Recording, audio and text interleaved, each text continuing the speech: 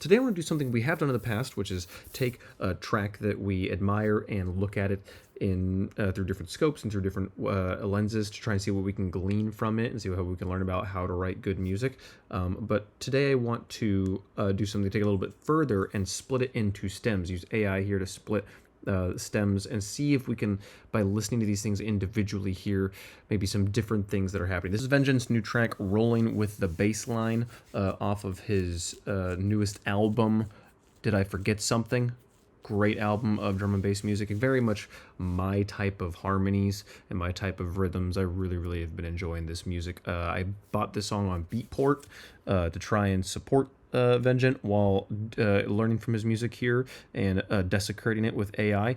So I've split it into the vocals, the drums, and then I did bass and other as the I did split it into both of them here. I don't know how well it'll handle splitting out the bass of drum and bass from the other synths here, but we'll listen to it and see if we hear some of it, and if not, we can just solo these at the same time. The thing I've really been struggling with has been the synths, the basses, how to get different basses to sound good. So I don't know. I want to kind of like listen to the space here specifically. Oftentimes basses and drum and bass will sound like they're in big rooms, but they're still also very like tightly cut in between each other when they're cutting around. So I'm like, okay, so we don't have these long hanging tails. How do you make it sound like it's in a big room? So like for instance, this sound here. Let's see. It sounds like it's in a big room, but there's no tail on it. And maybe my ear just fills in the tail. I don't know, like when I listen to it again, like in isolation here, I can kind of clearly hear that it's just a sound. And it is notably louder than the rest.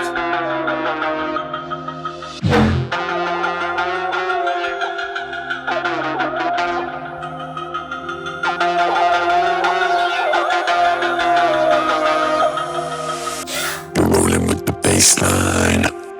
You're rolling with the bass. You're rolling with the bassline. I can tell by that look on your face.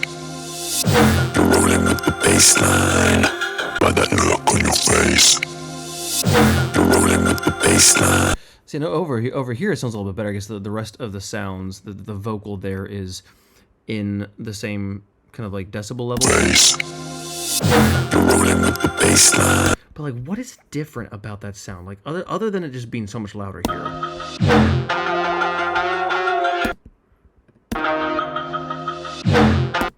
I'm really curious, like if we look at it in the scopes here. I know you said we were going to split this into the stems, and we're going to do that. I just also want to, while we're here, do some of the analysis we've done in the past, where we look at it in like span here. That's fascinating. If I had to describe what I thought was happening in this situation, I'd say we had a lot of like high sounds, and then the bass comes in. And that's the big change in the sound. A very loud, big, wide bass comes in for just a second. But it's not just the bass, it's also a lot more treble information here, a lot of high information. Look at all that. Like there's nothing up here, and then that sound comes in just for a second, it pops up there. It's just the entire thing. The entire thing just gets louder for a second. What about like the luffs? Yeah, I was like 4 luffs higher there for just a second. So that is just notably louder. This is the first thing I noticed there. If we look at side information. Okay, so it also does that thing. It does the diamond thing. I've multiple times on the channel thought I figured out how to make the diamond. The one thing I've found that makes the diamond pretty consistently is clipping sounds, but I don't like the way sounds sound clipped. This one is obviously clipped, I will say. You could see it. When looking at the waveforms, if we zoom all the way in here, do you see them? See it happening? Yeah, there it is. Yeah, straight up just clipped. You know, that's actually that's the first note I'm gonna make here. Put clipper on synth, not the master. Obviously, you can still put one on the master, but I've never even thought about that. I've always just put my clippers on instead of limiting on my master, let me try clipping on the master, right? Which is a cool idea. But for this sound, what for these sounds that I'm looking for?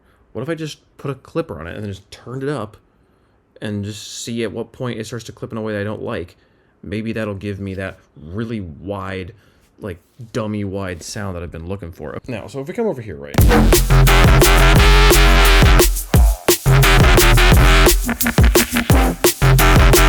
can kind of see a little bit the drums in there look pretty punctual and not wide. Let's double check that by looking at it just with the stems here. This is what the drums sound like here.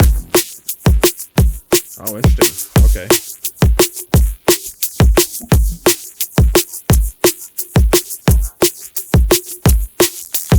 Okay, so the kick here. Let me find a kick real fast. Let me just that. Obviously, I think the sample has a bit of the bass in there as well. It's not a particularly clean one compared to the snare. The snare is fascinating. I mean, again, I don't know how much of that, with this being AI, it's hard to know. Is that really cleanly just the snare we're seeing there? But it's clear that the snare is not a mono thing. It is more wide than it is. Though that's interesting. Like, look at the correlation. For how messy that is, that correlation looks kind of clean. I didn't look at the when it was the bass. Okay, and then that one is mostly up the middle there. It's just a little edge stuff. Okay, so if we mute the drums here. Actually, I'm really fascinated to know what does it consider to be just bass here. Okay, interesting. And on the topper is... I do wonder if that's two separate instruments. Like, I'm always wondering that when people are making this stuff, but they're probably not. They're probably just one. And it's funny, like, it's just that and then the drums. That's the whole song right here.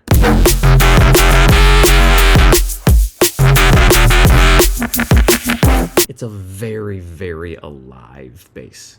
Like, there's so much motion happening here. Like, I have never made a bass that is moving around this much. This sounds alive. It sounds like a person kind of going, which maybe it is. Maybe he's doing something like that.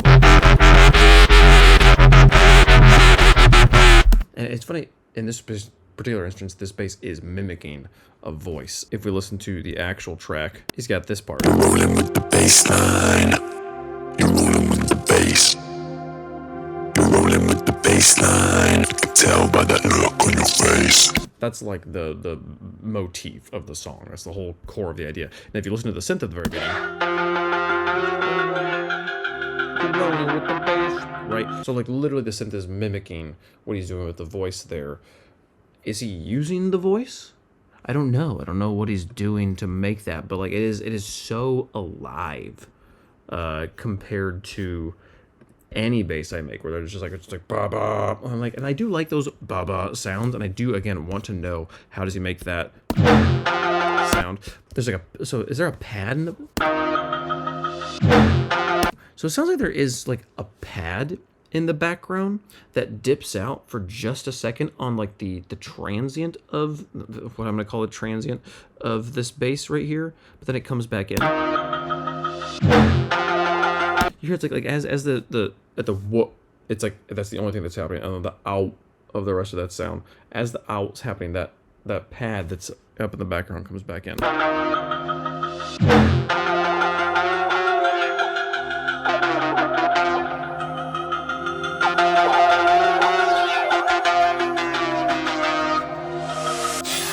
There's so much happening in there. There's the pad, and then there's the and there's like another one like up the octave, doing like different things.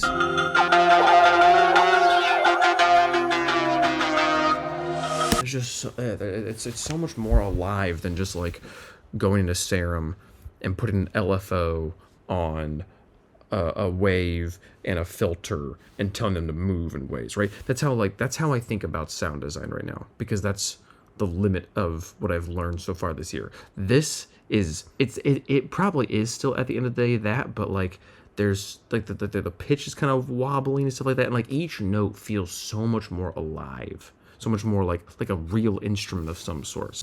Make basses more alive.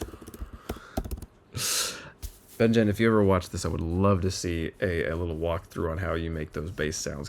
3, let the pad be the space. Like at the beginning, that waltz sound that happens here is so much more of a... Like, there is still space on the waltz. You can hear a little bit of reverb on it, but obviously the tail's getting cut off.